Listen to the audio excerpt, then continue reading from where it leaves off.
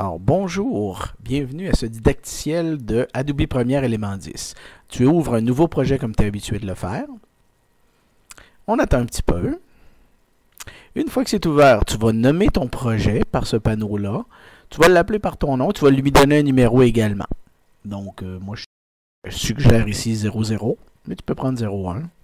Ensuite, on va l'installer sur notre bureau. On pourra le détruire plus tard. On fait OK et on fait OK. Ensuite de ça, on dit toujours non à ce panneau-là. On va aller dans le partage élève pour aller chercher nos documents.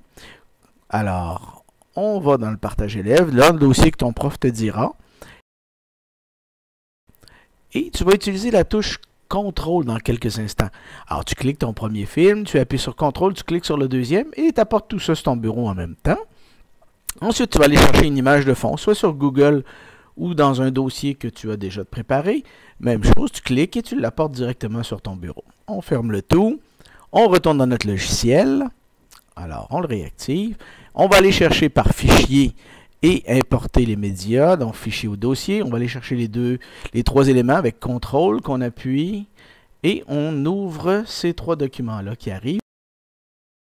C'est gris foncé. Tu cliques à côté pour qu'ils deviennent plus pâles et une à la fois, tu les prends. D'abord, l'image de fond que tu vas amener dans la trame 1. C'est une photo. Donc, elle est dans la trame 1. Elle dure 5 secondes, la photo, sauf qu'on peut facilement prendre ça et étirer ça. Moi, je l'étire à peu près à 1 minute et quelques, là, 1 minute 40, d'après ce que je peux voir.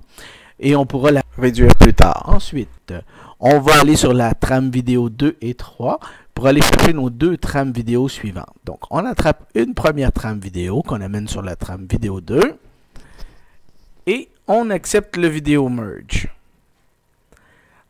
Alors, on dit oui. Ici, j'hésite, mais ça va être oui. On accepte le vidéo merge et voilà.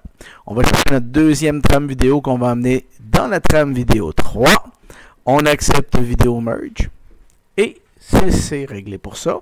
Maintenant, je vais te montrer comment faire quelques petits ajustements du vidéo merge. C'est assez simple. Alors, on va d'abord, dans modifier, ça c'est important. On clique en bas dans modifier les effets. On va cliquer sur vidéo merge. On ouvre. Et là, on peut jouer avec la barre qui est la barre de tolérance.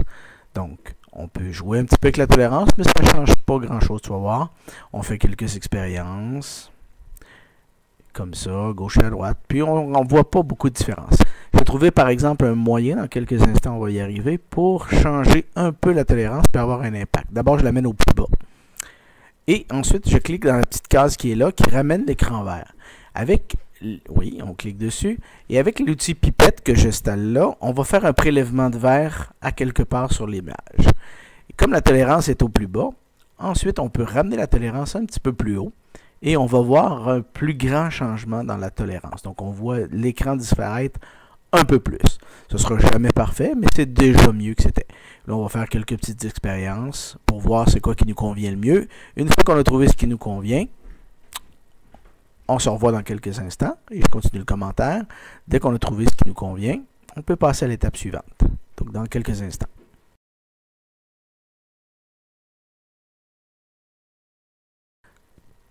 Bon, alors, une fois que c'est bien, on clique terminer.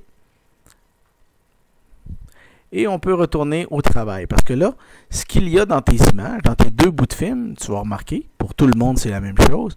Vous allez avoir des photos intégrées. J'ai fait le travail pour vous. Donc, vous n'aurez pas à prendre des photos pour les insérer dans votre film. Elles sont toutes là déjà. Par contre, ce qu'il va falloir faire maintenant, là, je viens d'étirer un peu la barre de temps, si tu as vu.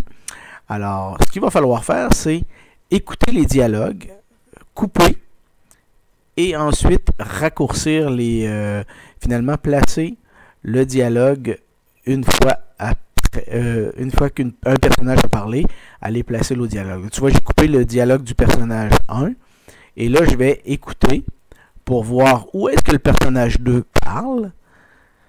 Dès que j'ai trouvé où il commence à parler, j'amène ma barre, mon aiguille, juste avant qu'il commence à parler. Juste avant, c'est important. Pas pendant, juste avant qu'il commence à parler. Une fois que j'ai trouvé le bon endroit, on va le trouver ensemble dans quelques instants. Donc, c'est en écoutant. Là, tu ne peux pas entendre le son. Moi, quand j'ai fait le montage, j'entendais très bien le son. Alors, tu vas pouvoir entendre le son sur le tien. Alors, on cherche le bon endroit où il va commencer à parler. C'est important que pour le deuxième personnage, ce soit avant qu'il commence à parler. Donc, on écoute bien, on place notre aiguille. Et voilà l'endroit. Donc, à partir de ce moment-là, on peut couper. Et on va rapetisser un peu l'image pour l'amener. On va amener la séparation les unes à côté des autres. Donc, tu vois maintenant la séparation de la trame 2 est au-dessus de la séparation de la trame 3. J'ai réduit la photo. Et quand on va écouter le dialogue, ben, on va entendre les deux personnages se parler, c'est-à-dire le premier personnage et le deuxième personnage qui lui répond. Alors, on doit faire ça à plusieurs reprises. Donc, on écoute à nouveau le personnage. Une fois que le personnage 2 a parlé, on peut couper après. Donc, c'est ce que je vais faire. Et là, on va trouver la réponse du personnage numéro 1. Et une fois qu'on a la réponse de notre personnage, le personnage numéro 1, celui qui a commencé à parler, on coupe juste avant qu'il commence à parler.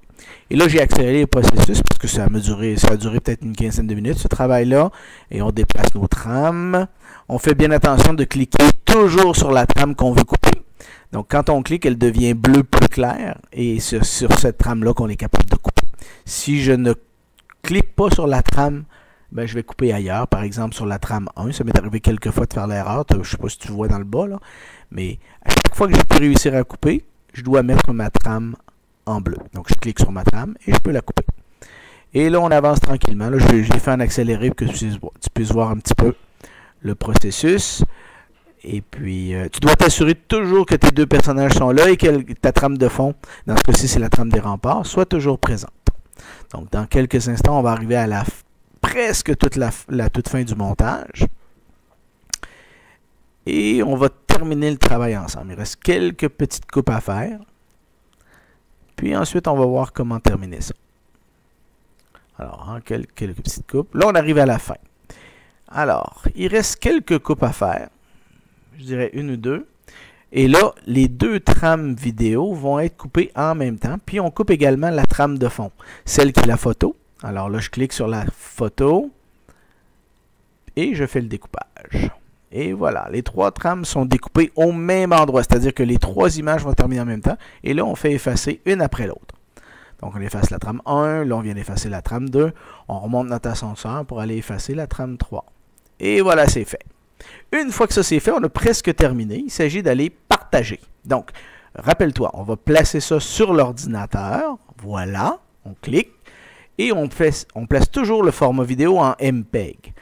Ensuite de ça, on écrit le nom du fichier, on l'appelle par notre prénom, puis on lui donne un numéro. Quand c'est la première version, ben, tu peux l'appeler 01.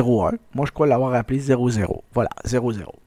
Ensuite, on fait parcourir et on va placer ça sur le bureau. Très important, toujours de l'apporter sur le bureau.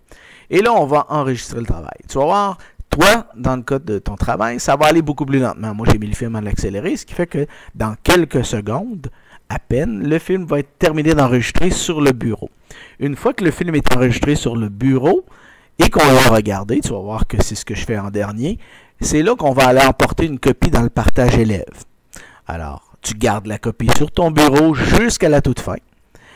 Bien sûr, après l'avoir regardé, si tu remarques, et là on va la regarder ensemble, et là tu regardes et tu écoutes ce que tu viens de faire. S'il y a encore des défauts, tu retournes sur ton travail et tu fais les modifications tout simplement. Jusqu'à ce que tu sois satisfait. Tu peux l'enregistrer 3 ou 4 fois comme ça sans problème. Et c'est la dernière version. Tu les nommes Daniel 01, Daniel 02, Daniel 03, 04, 05. Et une fois que tu es satisfait, ben c'est celle-là que tu vas apporter dans le partage élève en faisant copier-coller ou en la transportant directement comme tu sais déjà le faire. Et ça, c'est ton travail final que tu vas aller me porter dans le travail élève. Et c'est celui-là qui va être évalué par moi. Alors voilà. C'était comment faire une vidéo en utilisant l'écran vert de personnages qui se parlent à lui-même. Alors voilà, ça m'a fait plaisir de te donner ce petit cours-là. Si tu as des questions supplémentaires, tu peux toujours lever ta main et je pourrai aller te répondre. Salut, bon travail!